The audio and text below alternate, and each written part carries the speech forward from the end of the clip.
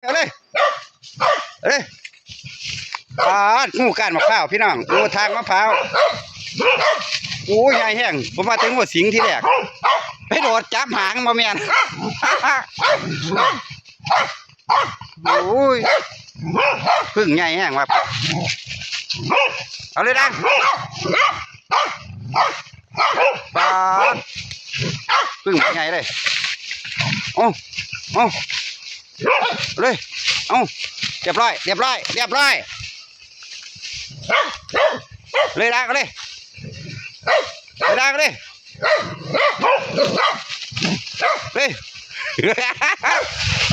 เอาเลยดังระวังเลยดังเอาเลยร้อยอุ้ยหัวแทงไปบักดัง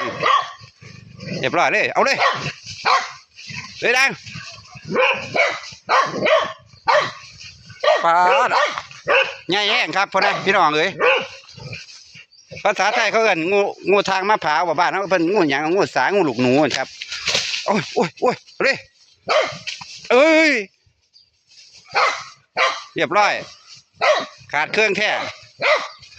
โอ้ขาดเครื่องแท้บ้านนี้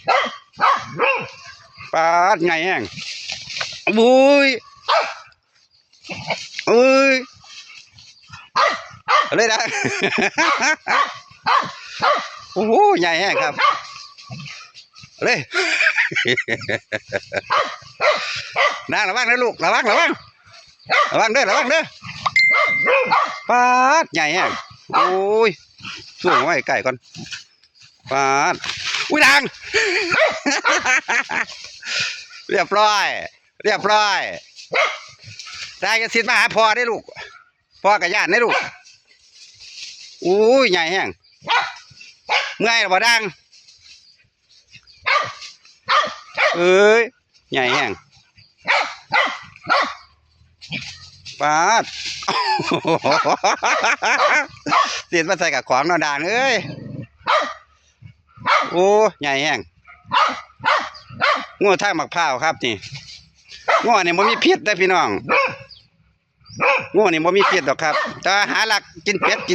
นไข่ไก่เป็ดไก่หน่อยวัดเท่านั้นครับงูม้วนนี่คุณโอ้ใหญ่แห้งครับพูดอ่ะโอ้ใหญ่แห้งที่แรกว่าแต่งูสิงครับมันเมียแต่เป็นงูทางมะพร้าวโอ้ยเสร็จเรียบร้อยวันโอ้ยใหญ่แห้งพี่น้องเฮ้ยสันดอกหวา